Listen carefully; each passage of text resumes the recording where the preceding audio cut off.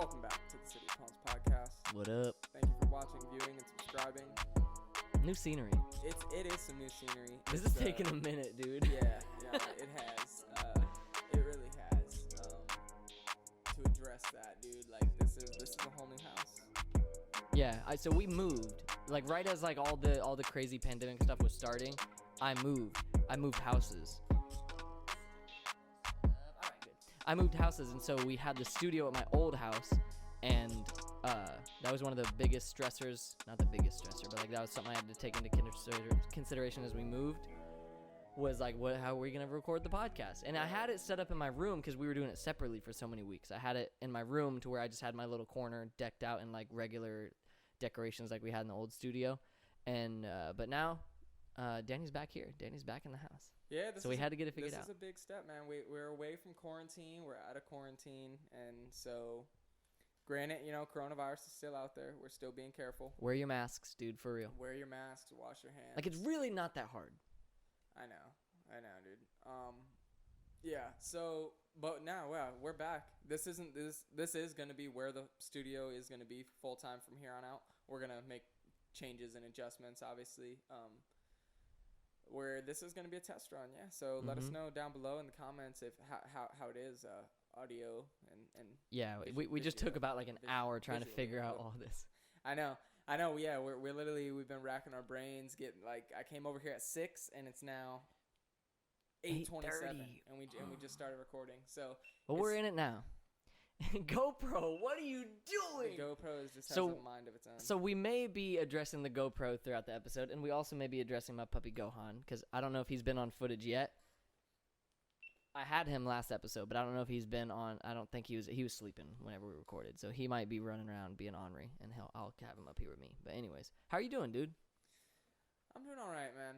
I'm doing all right. I'm pretty good. I mean, all things considered. Just grinding. I've been better, but yeah. I mean, yeah.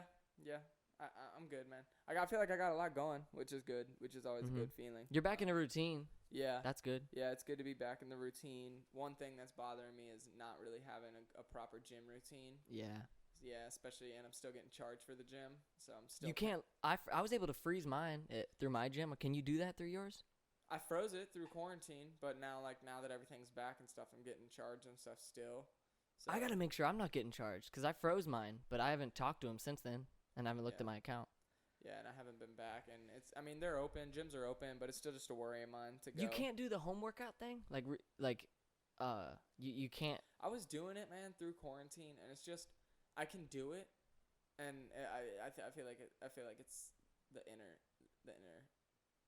bitch inside of me that's wanting to say that I can't do it, making excuses. But in reality, like I guess a home workout is better than no workout, that's for sure. Yeah. But in reality, it's like in comparison to what I used to have, it's just, I'm sure any gym head feels me too, because at the end of the day, it's like when you could just, you pay for something for that amenity, and you're going to the gym, and it's so convenient. Like ATC is not cheap. It's $30+ a month, but it's so worth it. And this is like not even an ad, but like, dude, it's 24/7, and they have every machine and like just the comfortability of the gym. And so it's like, so to go from that, it's just, nobody ever knew that like something like this would happen, and like where everything would close down and like the world would be at such a standstill. But yeah, it was like for years, dude. Like I've been going to the gym like just religiously for years, and I've been on a routine where I just like work, skate, go to the gym. Like that's like my daily. And yeah, like I said, when quarantine happened, I was doing home workouts and running and stuff like that, but it's not the same. Like it takes longer. Yeah, I even have dumbbells, and I was using like a little ottoman as like a bench and doing like dumbbell flies and presses and stuff, but it's like I only have about 25-30 pound dumbbells, and so like the gym, it's hard, man. It's hard. That's how I feel like with my legs. Like that was one thing that I still can't get like the fulfillment I used to get out of a leg day, because I used to have every machine that could target every little muscle in my legs, my calves, this part of my quad, my hamstrings, this part of my quad. Now I can just do like free weight type stuff in the driveway, and it's still a good workout. Like same with push-ups too. Like I do a push-up drill where it's like it gets me a good workout, but it takes like an hour, and all I do is like I in that hour I could have done so much more at a gym because I have like all of this weight I can use. So instead of doing 100 push-ups through the session, I could do 3 sets of 10, like any other exercise like bench press or something, where I'm lifting way more weight for like fewer reps, you know? And you could get that pump quicker and like burn out your muscles even quicker. But I'm still burning them out, so I'm feeling progress. So I like home workouts. It just takes longer. Yeah, and it's definitely hard to find that motivation because it's like it's like you could go out like I said, like pulling up to the gym. It's like, okay, I'm about to walk into the gym and I'm gonna walk out an hour later, 45 minutes to an hour later, and because you already drove there, you don't want to. Yeah, and I'm gonna be exhausted, and then it's like with a home workout, it's just not the same, and I just feel like it does take longer for sure, and it's just definitely harder, something to cope with. Yeah. And in other news, like, because it's been a minute since you and I have been in the same room doing a podcast, but even just as far as like our normal episode content and like local, like our addressing local things and stuff, like we haven't really been as on it as we used to be because of everything going on. But we've been trying to find ways, like we've been trying to think about Zoom chat things. We tried to right when all of this stuff with the Black Lives Matter movement and George Floyd and all that, right when that was starting, we were we're paying attention. We're looking at like the protests going on. We're trying to do anything we can to be a part of it too, and like and help any way we can. And we had like some things lined up as far as like episode plans, you know what I'm saying? Like we had certain people we wanted to talk to, but just so much is going on that it like this thing happens one day and then the next day like this next thing happens. So it's like, okay. And so we haven't had a second to really like talk about it, and just kind of like give our thoughts, because it is all still happening and it isn't over with, so it's not like we can say any conclude things yet, but it's a lot, man. There's gonna be big change, like honestly. And even I've been saying, like, whenever I have conversations about it, this is about police brutality and about the police force and like what to do right now about that issue that's been going on for years and years, but for generations, but it's bigger than that too. It's like it's bigger than the police, but right now what everyone's talking about and what we're facing is what to be done about the police force. Absolutely. Yeah, no, for real. Like anyone who, it's crazy to even have to say it, and that's why I think a lot of silence goes unsaid, just because I think a lot of people like won't say anything because they almost feel like it's common sense, because it almost, like, to me and you, like the average person who thinks, I don't know, that systematic racism is out there and police brutality is out there, because we listen to hip hop, dude. Like, we've heard it in the songs for our whole lives. You know what I'm saying? Yeah, I mean, no, yeah, it's out there.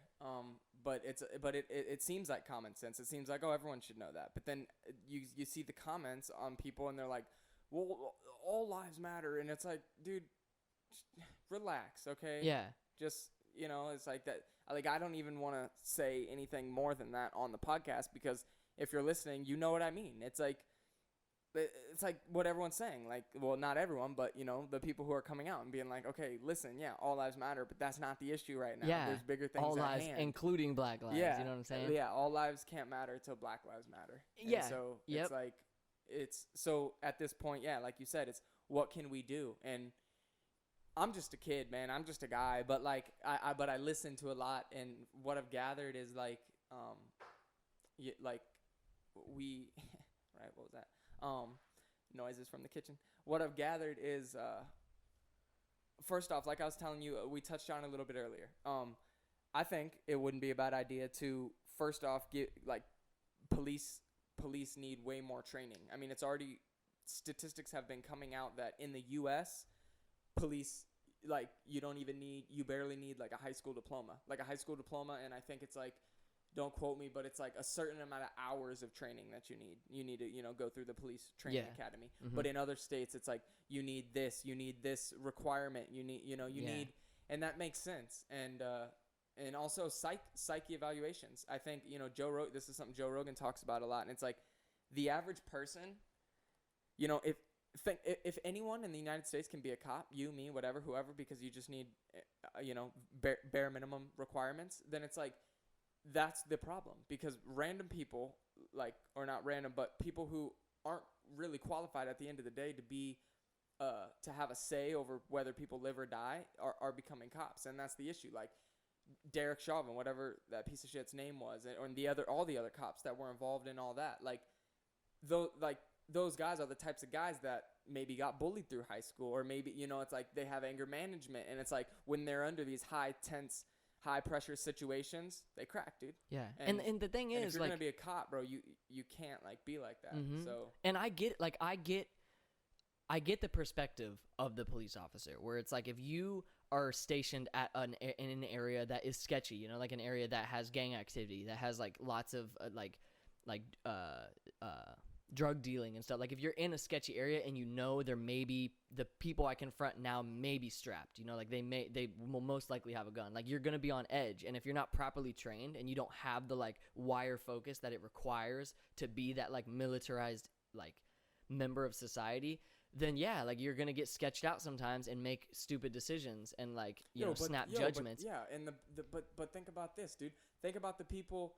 Yeah, think about you're a cop stationed there, okay? And yeah, you have fear for that reason. Think about the people living there. No, 100%.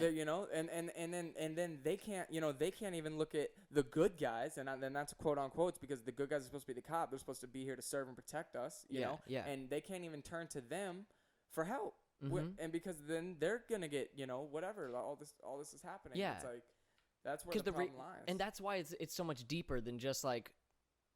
Not saying that things don't need to be done with the police, definitely does, but like even deeper than that, like the money, it's not just police. The money that goes into things like the whole justice system, as far as like punishment, police officers, jail, like all the money that's like goes into that and is like focused on, like if it could just be focused in like, I mean, obviously I'm gonna say this, but like the actual community, like the healthcare of that community, you know what I'm saying? Because imagine like just generations of just like lack of therapy and just like broken households, fear on all sides, and it makes it so that whole environment is like a really toxic environment, and it can be dangerous for everyone involved, for the people living there and then the people enforcing the laws, And it's just this like vicious cycle, and something big changes need to happen because like absolutely because like people dude, and and I think to add on what you said,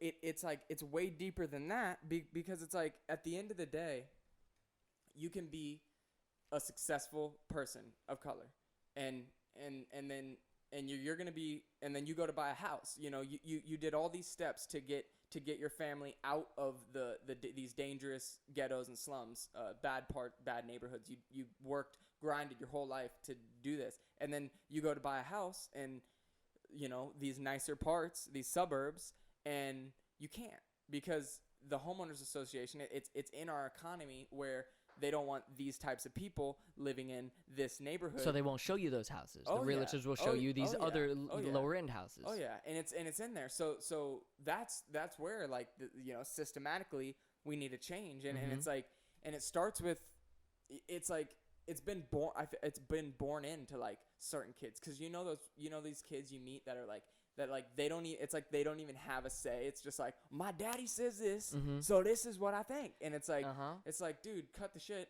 You look around you, bro. This is a change needs to happen. And if that kid goes his whole life without some big friend groups that really make him start thinking like, oh, maybe that's not the right way to think about this. If he goes his whole life with that same the same kind of sect of people throughout his whole life, once he's like 40, 50, you're not changing his mind, Like a lot of these older heads, you're not changing their mind. Like bosses I've had, they have that ignorant mindset, and they're always going to, just because like they don't see it the other way, Like dude, the thing that makes me so mad and like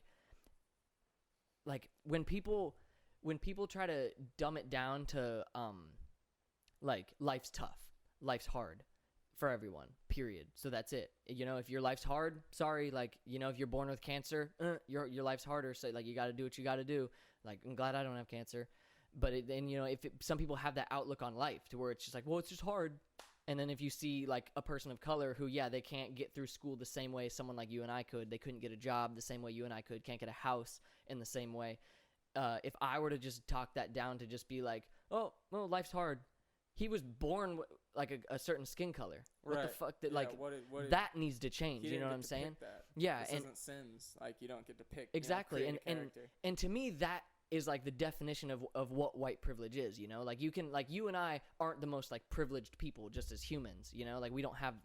I don't consider myself super privileged, but the fact that I don't have to even worry about it if I don't want to, I could just go about my life and not even think about anything. I can just focus on me, and I can just be like, oh, life's tough. Hope they figure it out. I could do that, and that's what the white privilege is. You know what I'm saying? I don't have a choice when every single one of them does not have a choice. That is the way it is for them. Right. You know what I'm saying? And I think that's like a big factor is just realizing it, you know, and standing up when the time's right. And I'm guilty of it. Like I've heard people say racist ass things. You know, I heard someone jokingly ask if we could just ban all Haitian people from our store because they have tendencies of like being rude customers and this and that. And I was like, I didn't like accept it necessarily. I didn't just like laugh with her and be like, oh yeah, they do that. I didn't do that, but I should have done more, you know, like I just kind of brushed it off and I'm just like, whatever. And just like kept doing my thing. I should have looked her in the face and said, don't ever say that to me again, you know, because that's straight up, even if you're joking, like there's a little bit of truth in every joke, you know what I'm saying? And comedy is a whole different topic that we shouldn't even get into when it comes to things like this and like political correctness and whatever. But like, it's everywhere. It's everywhere. It's in the workplace. It's in school. It's in on the streets. Everywhere. It's true. It's in TV. Everything. Yeah. And I don't know, man. Again, we're just kids. I don't know the answer either. All I know, like we have a link in our bio. I tried to put it in like all my Instagram bios of just a link to things you can do to kind of make any sort of difference. Whether it's go to a protest, whether it's voting, you know, locally and nationwide. Voting, that's like the biggest thing is like we have the power, we have the numbers, and it's all in the people, dude. Like I wanted to pull up a Tupac quote because he says it best, but like he's, you know, that's why I say we've been listening to hip hop for years. They've, you know, we know the perspective, we hear it and lyrics, and Tupac's one of the that's why he's so famous after his death is like he spoke about it, you know what I'm saying, and he said it best, like the people are what is a country, and if everyone is fed up. Like right now, dude, is the time for change because everyone is feeling some type of way. Yeah, now's the time for people to stand up. Stand up. Something. You know, like I said, whether it's protest, whether it's voting, whether it's just speaking when it's time, when words need to be said, stand up for those people. You know what I'm saying? Yeah. When I, you know, because you hear, it's crazy how often you hear it now that when you think about it, you know, because you know people deal with it every day, every store they walk into, they are probably getting profiled by someone in the store, you know what I'm saying? But for me, from like the store perspective, like I've had coworkers who racially profile people and tell me to watch people because they like look some type of way, and I was like, okay, when they do sketchy actions, that's when I'm gonna watch them and like watch for theft. If they just walk in and they're wearing a hoodie and they have dark skin, let them shop, you know what I'm saying? Yeah. And it's like you said, you don't even like people, they don't even, it doesn't occur to them that that's wrong. All it occurs to them is, oh, they might have drugs in their pockets. You know what I mean? And to them, that's the right way to think. And it's not. And that's what we all need to like kind of conclude on is that's not the right way to think ever. Yeah. And to touch on it too, just before we wrap up to something else or before we take a break. Yeah, we've been going about that time. To touch on a little bit what I said earlier about cops getting more training. I also feel that it wouldn't be a bad idea. This is another thing I heard from Joe Rogan, but it wouldn't be a bad idea to, like, get other. Ooh, that's way better. To get other people out there trained more professionally to do certain things that cops shouldn't handle, because that way, it's honestly taking less stress off of cops. You know, their jobs are more getting narrowed down to just protecting and serving, and not having to necessarily deal with people who. I've been doing a DUI, you know, I mean, if there's an accident, whatever, that's obviously cops have to arrive at the scene, but it's like, I mean, if like there was the instance with in Atlanta, it had happened where, I don't know the full story, so I don't really want to speak on it too much, but, it was a guy, something happened and the guy had like, he was drunk and he wasn't driving, he was in the car sleeping, sleeping it off. That should be okay. He's not driving. But he was like sleeping, and they were giving him a hard time, and he ended up like getting the cop's taser. But and it's like now it's being said that like the cop knew it didn't work. So it's like they were like egging him on to take it, and when he ended up taking it, that was their excuse to just like shoot him and kill him. And so that was recently? I didn't hear about that. It was, yeah. I've been hearing it on some podcasts, and I've been working like while I've been listening to it, so it's been kind of hard to really stay tuned. But yeah, it's been something I've definitely been hearing about, and it's like we should definitely touch on it more, or just get more educated on it, because. Yeah, but like if cops didn't have to do it, if there was other people that could say, like I was telling you earlier, I gave you this circumstance where this guy Mike comes out of 4 years out of college, where he went to school with for like speaking and communications and dealing with people, counseling, you know what I mean, like stuff like that. And if he could, then he can go and arrive on the scene instead of a cop being there. This guy's not armed. I mean, maybe he'd have to have a taser or something in case anything. But this guy would be, have go through the ringer too, not just have a background check real quick. But this guy could arrive on scene and like just execute the situation. Like, okay, you're drunk. I'm gonna give you a ride home. And we'll go get your car. Call me in the morning. We'll come get your car, like whatever, or just figure it out. And and even with like, I don't know, just even other stuff too, man. Like I feel like there's other things where cops necessarily shouldn't like, I don't know, man. And I like just treating it as a case by case basis. Like yeah, we don't have the answers. I don't know exactly what handful of things need to happen for everything to like start getting better, but like. I mean, I always relate shit to grocery stores, but I even see people who, with customers, myself included, so I'm guilty of it every once in a while, where like if I have had a stressful day or something, or like lots of customers have been really bad or just annoying, or annoying is not a good word, but like if I've been dealing with a lot that day, sometimes there'll be a customer and I'll immediately be like short with them and just be like, move your cart over here. And like I don't really ever do that, but there's some people that's just like how they always are, because they're like dealing with so much. That's just how they speak to customers. Is they're just like immediately like, all right, come on, you can put your card in whenever. Yeah, put your card in whenever, and like they'll like be short like that. And it's like, dude, that lady like has had zero interactions with you so far. You don't know anything about her, if she's gonna be rude or not. So don't be rude to her straight off. And that's just grocery store example bullshit that I know. But imagining from like a police officer perspective, if it's that same sort of dynamic to where it's like he's been dealing with a lot that day, then yeah, he should not be handling those situations. You know what I'm saying? Like, like you either should not, like, I don't know, man. It's not as easy as just like black or white. But if you can't treat it like a case by case basis, and you should be regularly evaluated to see if you can do so. If you cannot, then you're not a police officer. Right. Because if you only see a community as like these are like drug dealers, you know what I mean? Every single one of those people is not a criminal drug dealer. You know what I'm saying? So don't treat them that way. And that's where minds go. And that's how people fucking die, dude, is like,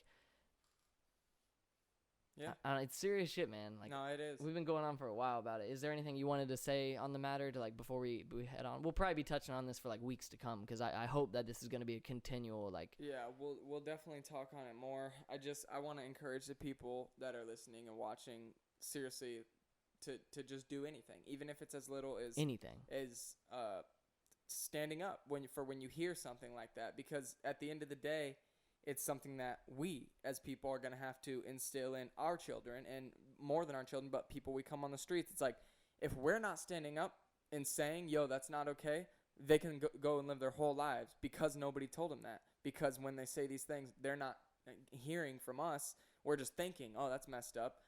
They're not hearing it, So it's a matter of like standing up and saying, yo, that's not right. And they might get mad at you, whatever, but they will start to think as they get older. Years go on. Like you said, they might be 45 before they realize it, and maybe they don't realize it. But I think, if they hear it enough times, and especially now with everything, with all the movements going on.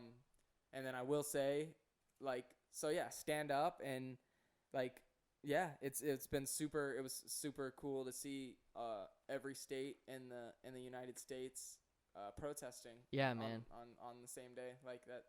That was cool, because that's a movement. Like, this is a movement. So this is where the change is getting made. So like if you're not saying anything, or if you're not doing anything, and if you're still like living like in the shadows, and you hear these racist comments from like coworkers or whatever, and you're not saying anything, that's just as bad as like it's just as bad as as just letting it continue. You're now considered racist, because it's like this is the time to where it's like, do you care? Because like this is the time where we're there, the change can happen. Yeah, we're halfway up the ladder. Do you want to keep going, or like we're not? We're on the way up. So yes, I just encourage people to get out there and use your voice.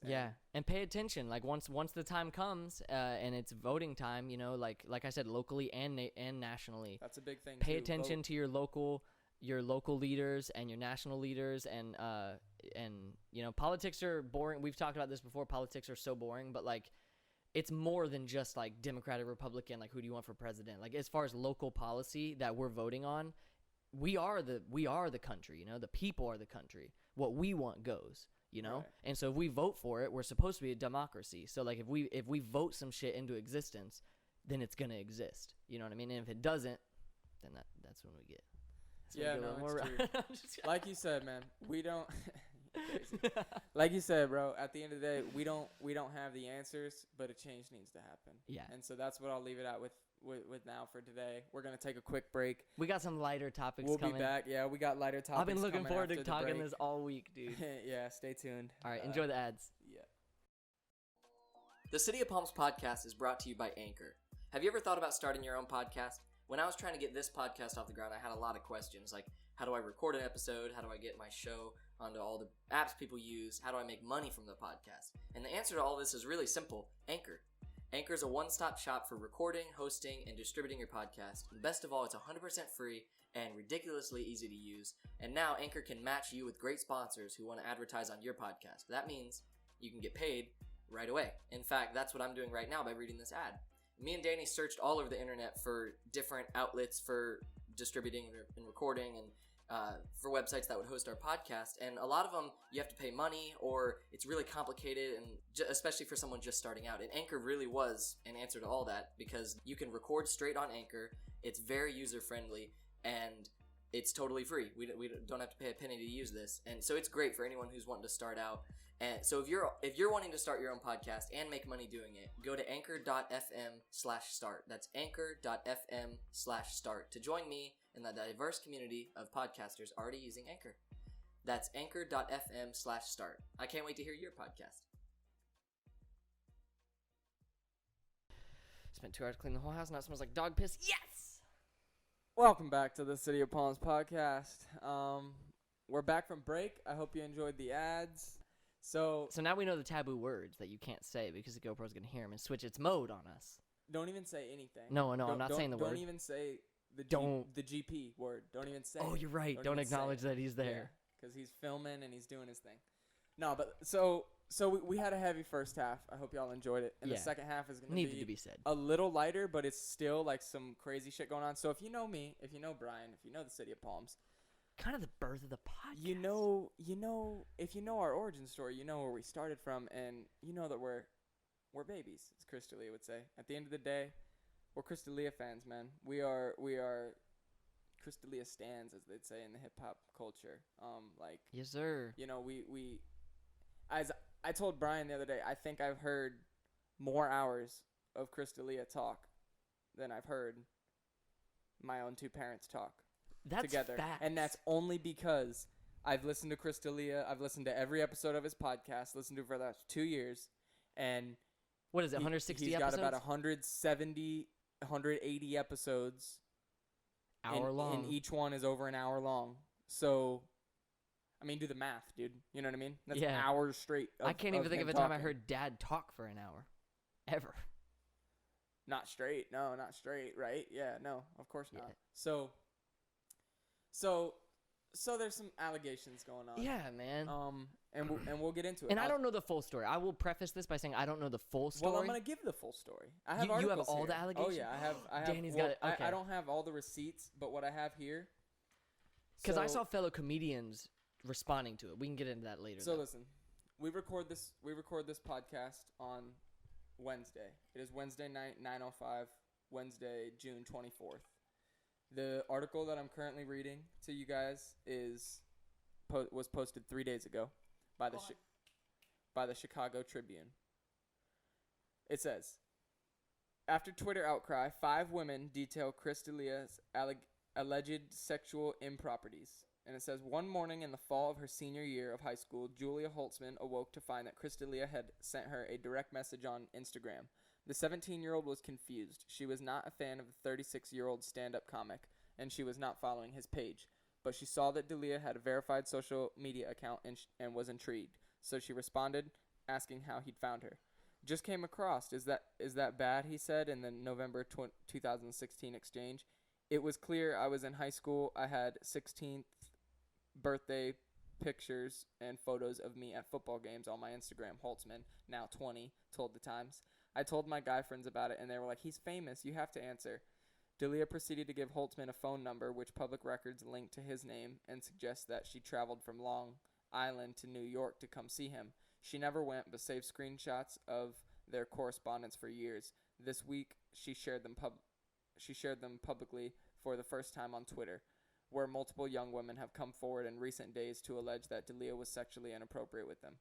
The avalanche of screenshots, many of which revealed the same telephone number and email address for D'Elia, began flooding Twitter on Tuesday night. Simone Rossi, another high school student who had said she had a virtual relationship with D'Elia, was the first to share how he allegedly asked her to make out and send him pictures of herself when she was underage. Within hours, Rossi's story began to trend on social media.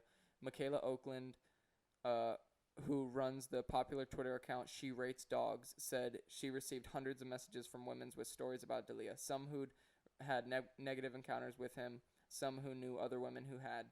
Oakland shared many of these stories, most of which were anonymous, in a thread that went viral. By Wednesday, the claims had proliferated to such an extent that D'Elia, 40 years old, whose latest stand-up special, No Pain, debuted on Netflix in April, issued a statement to TMZ. In it, he had said he had never knowingly pursued any underage women, and all of his relationships had been both legal and consensual. That being said, I am truly sorry, the 40-year-old continued. I was a dumb guy who absolutely let myself get caught up in my lifestyle. In interviews with the Times, Holtzman and 4 other women told stories of aggressive, sexually charged overtures initiated by D'Elia, who is known to many young fans as Justin Bieber's favorite comedian and has 2.4 million Instagram followers. All of the women to whom were not 18 yet when their communications with him began described a flirtatious demeanor that escalated almost instantaneously. In one case, hate that word. He allegedly, me too, invited two female fans to his hotel room where he exposed his erect penis to them in an attempt to convince them to sleep with him. And in another, he allegedly told a 19-year-old that he would meet up with her only after she performed oral sex on one of his friends. Which I bet, I'm just saying, if this did happen, I guarantee you the one of his friends was his opener that he always talks about. The one guy who's like, who talks like, yeah. So D'Elia declined to be interviewed for this article. A legal representative, Andrew Bretler of Levy and Singer, directed the Times to the comedian's Wednesday statement. This is the last probably paragraph I'll read. The article keeps going.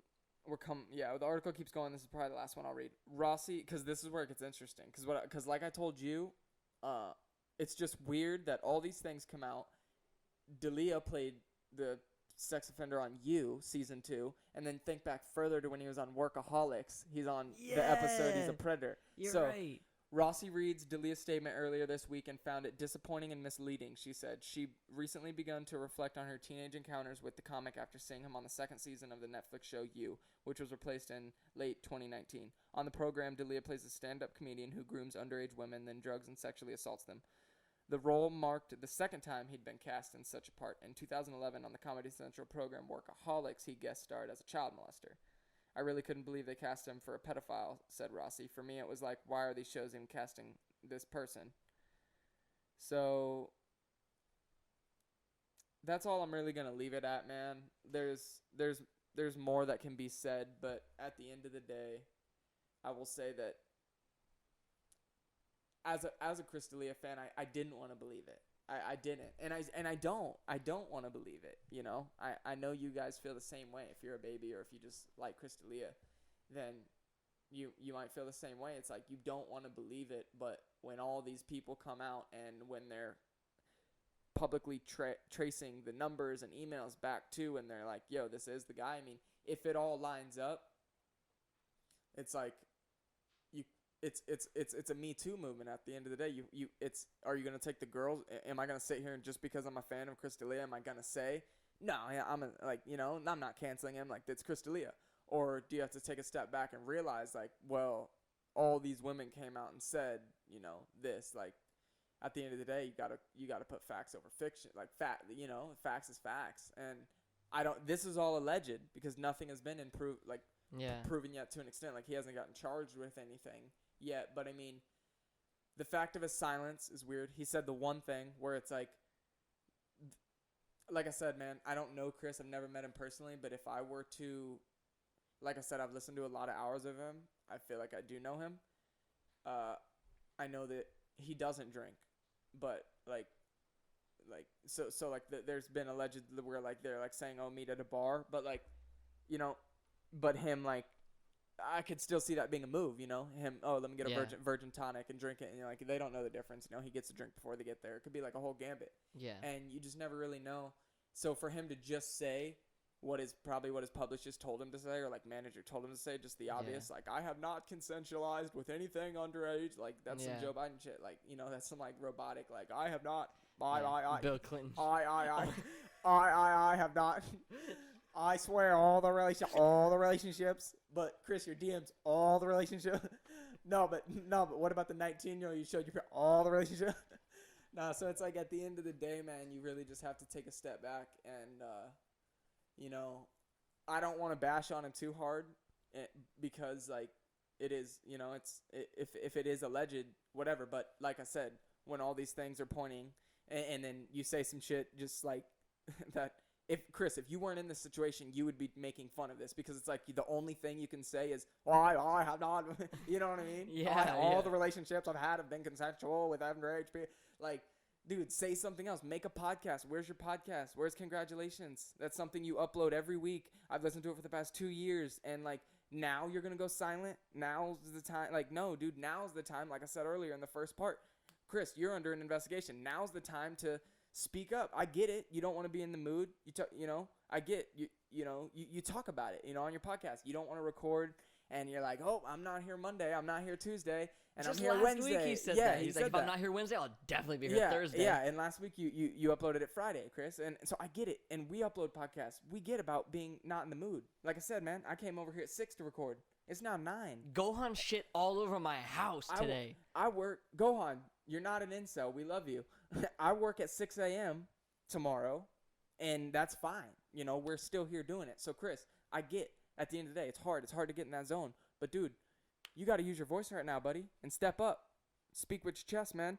Even if it was true, come out with apologies, dude. Come out with be like, hey, I was how dumb. You feel. Yeah, because some of those were in like 2012. Yeah, dude. And yeah, like you said in the later half of what you said when you actually started like speak from your heart is like you said, I've made some dumb things, but dude, if you have to own it. You can't just say I've never all the relationship. It's like, no, dude. There's things out there where people are saying you did this, and if you did them, you have to own up to it. And it's like you could take it back with the Logan Paul thing, dude. Logan Paul fucked up. Like I will straight say that. But with the Tokyo thing, he owned it though. He got canceled by millions of people, and it wasn't till after that till I really found him, and I'm a fan of him. I listen to Logan Paul's podcast. I watch his vlogs. He's cool. He really is a cool guy. Did he mess up? Yes. And I used to just hate him. I didn't even know him for who he was.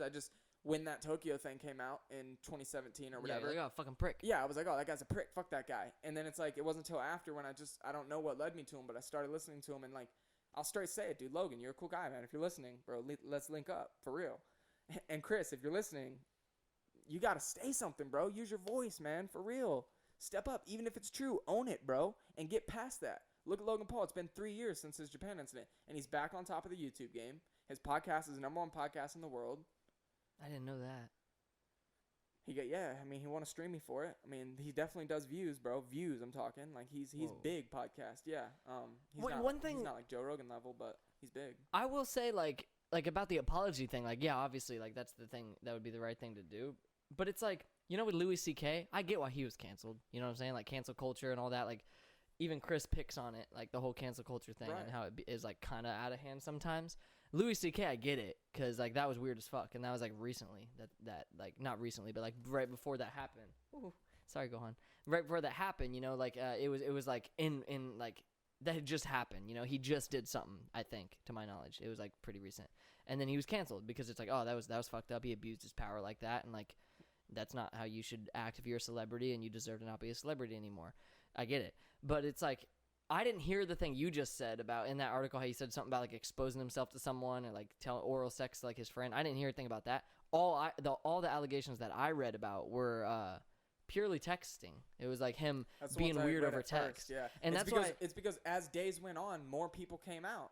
Because, you know, the fear is like, that's the fear of the whole thing, is because when you do something with that and you're underage and you're just this girl and you did something, or Chris D'Elia, this big Chris D'Elia guy, it's at the end of the day, it's like, do you, as Simone Rossi, like, you know, these girls coming out, does she want to come out as someone with 400 followers going against a guy with a cult following? Oh, yeah. With 2.3 million, you know? And then it's like, so it takes all these other, like, you know, it's kind of like if it is real and it is happening, I'm glad that all these other girls are stepping up and saying, you know, no, he did this to me too, because that's what it takes. Because, at first when I read it, I'm reading Chris D'Elia at rocketmail.com says, yes, with 5 S's, let's make out. And I'm like, that's not Chris. That's what I thought too. But now, you know, now. And I thought even if it was, who gives a fuck? If it's just him, like, texting someone? Well, if he's 16. If the girl's 16. Well, no, in the examples that I saw, you couldn't, like, there was one example where he did a weird text interaction like that where he's like, let's make out. He always said that, let's make out. I'm like, that's a weird thing to add.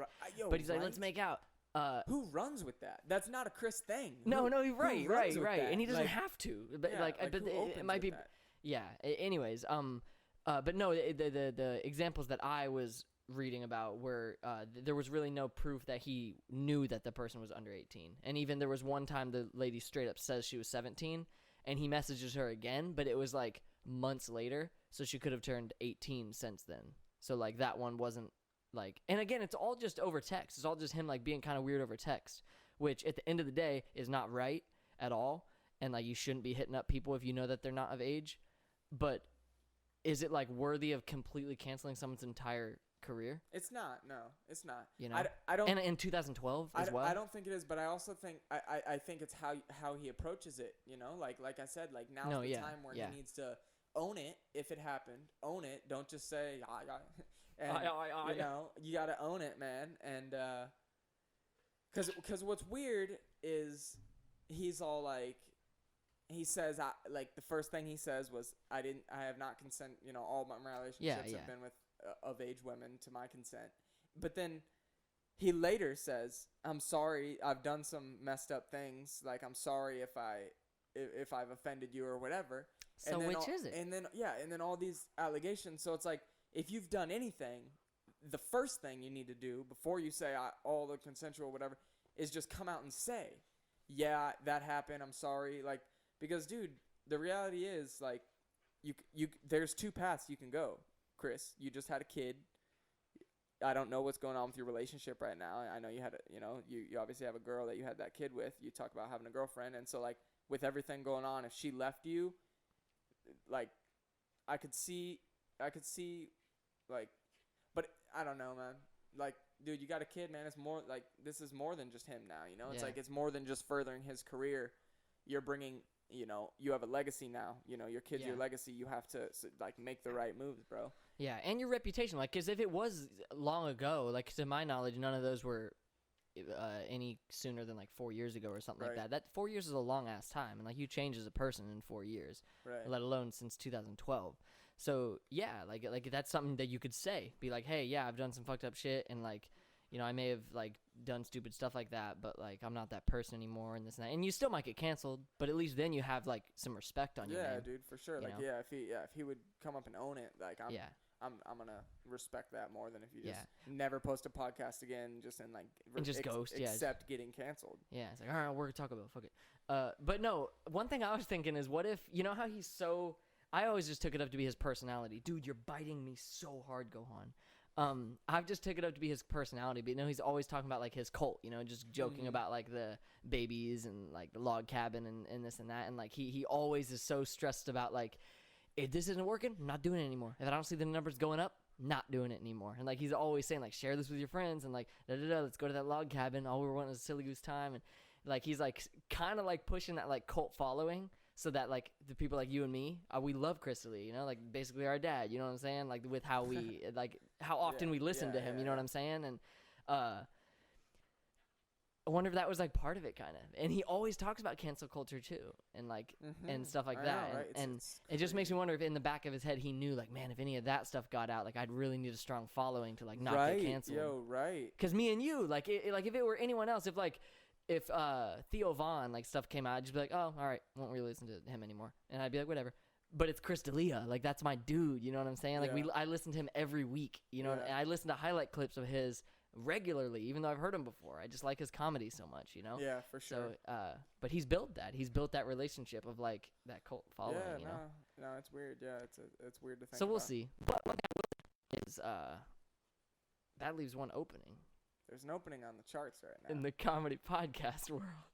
Congratulations might not be on the charts. And I know one thing that got Chris up there. I don't know if this got him up there, but man, one thing I've always loved from his podcast, and I don't know that if he'll do it anymore. And he stopped doing it. So don't worry, Chris. We'll keep up the legacy. We got you, bud. We're now welcoming the City of Palm's Misconnections, man. And for anyone listening who's not aware, as you know, we're a podcast based out of Southwest Florida, Lee County to be exact. And what we're introducing is I'm gonna go on Craigslist, and I'm going to open up Misconnections. I've already got some saved here. I actually literally just found them when we took the break. So I literally found them like 20 minutes ago. And let's get it. So we're gonna dive into them. What it is people trying to find love or something like that. I don't really 100% get it. First one we got posted an hour ago. It says, let's work it out. Wait, what? Wait, yeah. Let's work it out. ... Evenings, late nights, and early mornings available. And he says, that's the caption. And so the bio says, looking for new clients to come by my place and let me show them a thing or two. ... About stress relief. I come highly recommended, and my fee is more than reasonable. Favorable to males, but females are welcome too. Serious inquiries only, please. That's sus. Dude, the next one's even more sus, though. Literally, in Fort Myers, dude, the caption is Mr. The bio is Miss. Where are you? That's it. Do not contact me with unsolicited services or offers. What if the Miss knows, too? Like, they read that, and they're like, right. She's like, it's him. He's looking for me. Mister. She gets a call. Dottie, he's looking for you again. Dude, this one, I don't even know. Off, the caption, off Thursday, spelled Thuresday, Thursday, looking to connect with Bill, with 2 capital L's, Bill, and other younger DL guys. All your stats first. Mess, thanks. This is for Thursday. Hey, what's going on? I live alone. Older guy for younger. I host you picture. That's literally a post. North Fort Myers. 9 hours ago. That is either the most foreign person, like they just moved from another country, or that person is currently at a bar. Like, dude, literally 5 drinks The in. bio to that is all your stats first. Mess, thanks. This is for Thursday. Hey, what's going on? I live alone. Older guy for younger. I host you pitcher. What in the world, dude? That was local? This one, yeah, dude, North Fort Myers. These are all local. So if you're out there listening, man, maybe these are the ones for you. Bro, this next one, it says the caption, the title, I hope my friend Richard sees this. So Richard, if you're watching this, hit him up, dude. Stop. He says, I haven't seen you in quite some time, and I hope that I can see you again soon. We always had a good time together. Hope to hear from you again. Dan. Not me, bro. Not me. Yeah, those were some weak ones. No, but we'll be coming. We got more. We got some heaters, and those are all local, man. So it's just weird. It's something that I kind of find funny to do to go and just do that. Like you find some weird ones, man. I'll try to find a funnier one just real quick before we wrap it up. All right. This is live. Yeah, we're almost hitting time. So in the meantime, I'll let them know where they can find us at. What do you think, Danny? No, I got it right here, dude. Okay. Gohan finally stopped eating So we my got. fingers. Wow. Computer's This also one is what I'm almost talking gonna about, bro. This one was an hour ago. Okay. Pine Island, Circle K. You paid for my son's gum and coffee at the Circle K gas station on Pine Island Road in 41 Wednesday evening. So hit me up. I wanted to talk with you. And yes, I was with my 2 kids. Yeah, people was talking shit in line behind us while you paid. It was funny. But I wanted to say thank you for paying for my stuff. Heart, heart, heart. It's like, say something in person maybe, though. That's like, Say dude, it in person, that's maybe. the equivalent of, whenever there's like. Because they're not on Craigslist. Although they might be listening to our podcast. And if you paid for someone's coffee and gum on Pine Island Road on Wednesday evening, 41 in Pine Island, and you're listening, hit them up. But dude, Do not contact them with unsolicited services or offers. that's like when you're, when you see on Facebook, the like people that try to flirt over comments sometimes. You ever see how cringy that is sometimes? Where it's like a girl will post and be like, I mean, girls are bad about it too. They'll post like invoking that to happen. They'll be like, I really wish I had a snuggle buddy tonight. And then they're like, okay, they're just like fishing for comments. And then the dudes that actually comment, or like whenever girls will post like risque photos and they'll like ask some question, the dudes that comment like, you're gorgeous and your hair is like da da da. I'm just like, yeah. No, they sometimes go overboard too, bro. I would hold you so hard. Oh, and when you read the DMs, dude, I can't even imagine being an attractive woman or a woman, period. Oh, right. Because like the DMs you get, it'd be like, hey, beautiful, you up? And like, and then it'll get escalate to where it's like, all right, you fucking bitch. What are we? What are we? Tell me. They've never applied. Are we still a thing? They're like, are we dating? Gohan, don't touch the camera. All right, it's about that time, dude. Like we said, there's an opening in the comedy podcast world, and we're gonna be here, whether or not Crystalia is. So where can they find us at, dude? Well, it's up to the people. If we wanna gain that slot, if they're listening, they need to rate and review. Give us a 5-star reviews, man. Whatever you're listening to on Apple Podcasts is where it works the greatest because that's the charts where we want to soar. And this is the first episode in this new studio setup. And it's only going to go up from here. Number 1. We've got new cameras on the way, new equipment on the way. If you're listening, thank you. Thank you again for rocking with us. We're excited to be back in the same studio, getting it. The world's tough right now, but we're in overdrive.